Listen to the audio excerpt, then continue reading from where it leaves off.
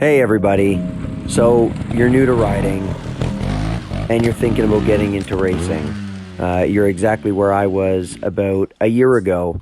I decided that I wanted to try and race. I didn't know much about how to get started. I didn't know who to talk to. And in Ontario, Canada, it took a little bit of searching on the web to even find out where the rules were, how to find it, what web pages you need to go to, how to sign up, who to pay, so on and so forth.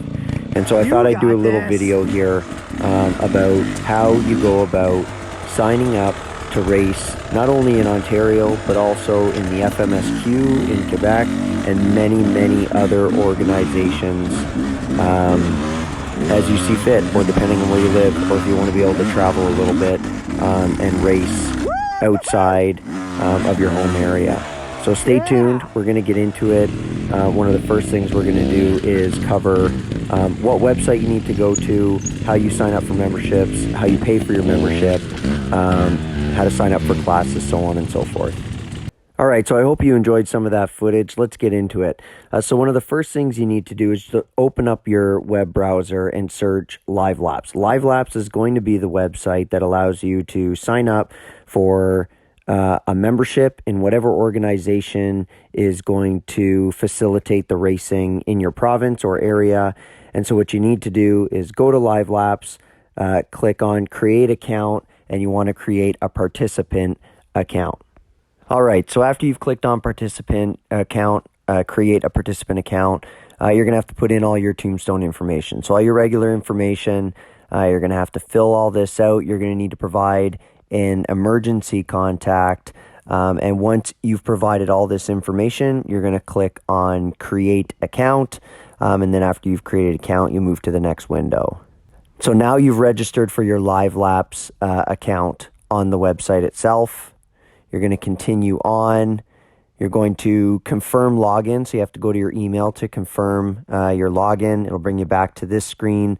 You have to click on participant login at this point and continue moving through the menu. So here you need to sign up for a membership, and you're going to have to pick an organization to belong to. What you want to find is whatever body is responsible for executing the races in your area. If you're in Ontario, it's going to be Off-Road Ontario. FMSQ is going to be out of Quebec, and they have amazing events. We can talk about that a little bit later. As well, there is the AMA Kenda Extreme Championship, and they do have an Eastern conference, we'll call it, or an Eastern element to that. And there are some races that aren't that far away from Ontario if you really wanted to make the trek and race in some of the U.S. Events that are available to you.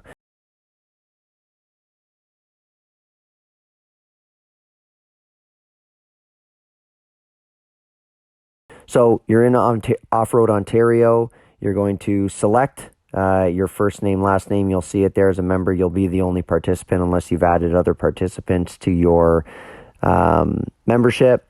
You want to click either yearly or daily membership. Daily memberships are great for people who only want to try a race once in the year, or like I did last year, go to Battle of the Prospectors, which is an FMSQ event, and I clicked on the one daily or the weekend membership, which allowed me to go race in the Battle of the Prospectors, but I didn't have to pay the $100 for the FMSQ yearly membership. Here you're going to have to select class. Now, when you open up this window, understand that not all the classes are going to show up. You had to put in your birthday, you had to put in your credentials.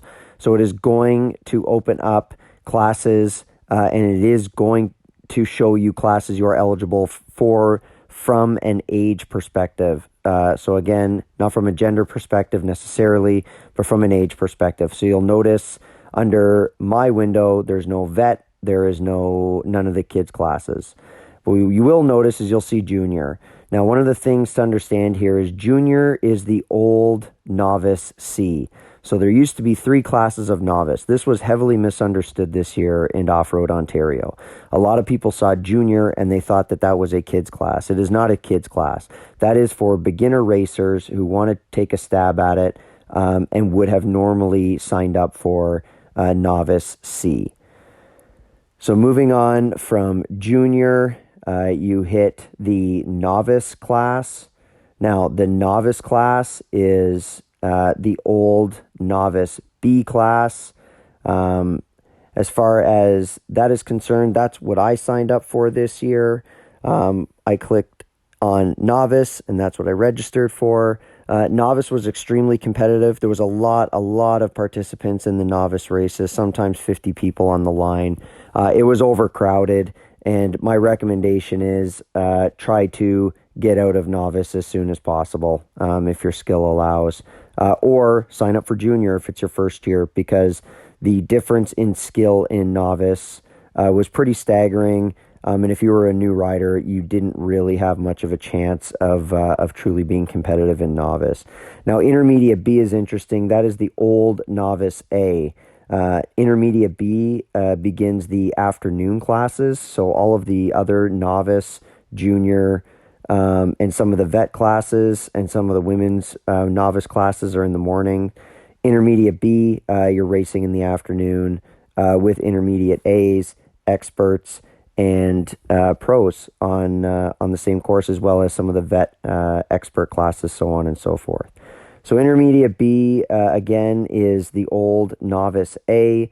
That is likely the class that I'm going to sign up for next year, and I look forward to it.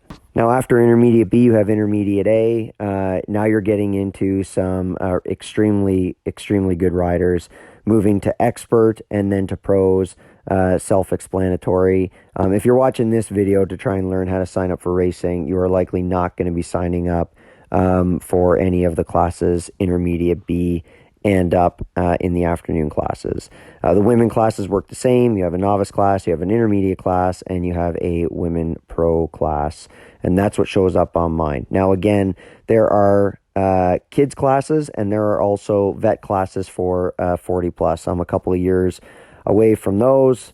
Probably not as far as I wish I was, but I will be looking at some of the vet classes in the next few years. So you'll see I selected intermediate B. That'll open up the next window, and this is where you have to pick your number. Only the available numbers will show up, and you can find on the rules online through the Off-Road Ontario series what numbers belong to which classes.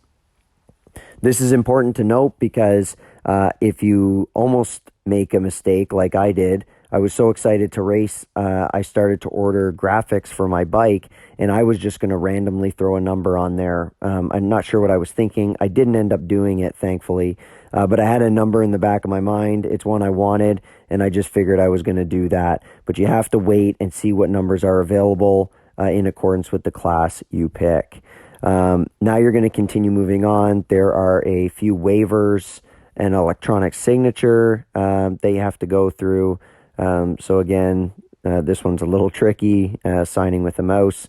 You can reset your signature if you mess it up, but you have to click all the boxes, showing consent and understanding the waiver process before hitting continue.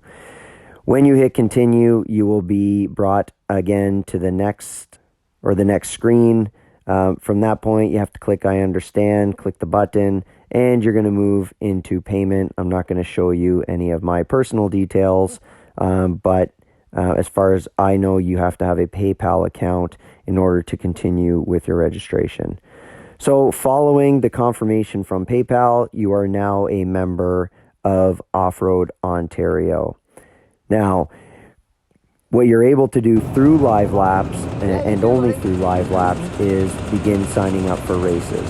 One of the things I want to highlight from the Off-Road Ontario and the Live Laps membership process is, if you notice, they expire in December of that year.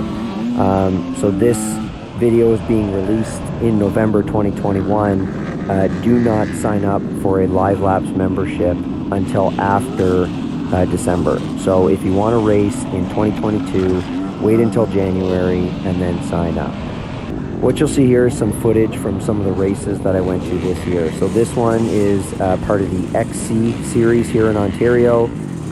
If you like the look of this, this is the XC series, not the Enduro series.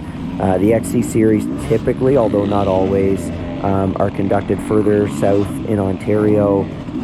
They leverage motocross tracks that have off-road trails attached to them, and what you see is a mix of off-road trails and single track and double track with time on the actual MX tracks.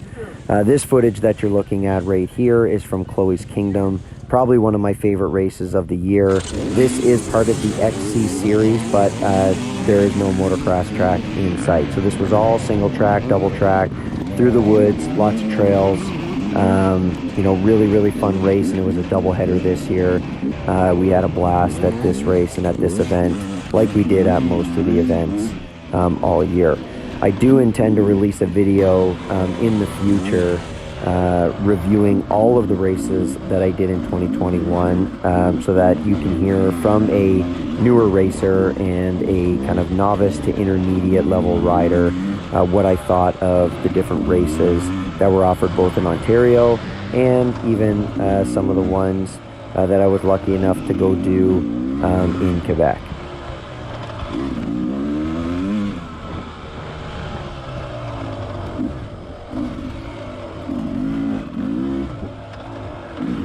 So here, just a quick recap of some of the races this year. We had the Walton 1 XC, Gopher Dunes XC, followed by Chloe's Kingdom XC, which is, like I said, was a double header, and that was actually 2 races that both counted for points.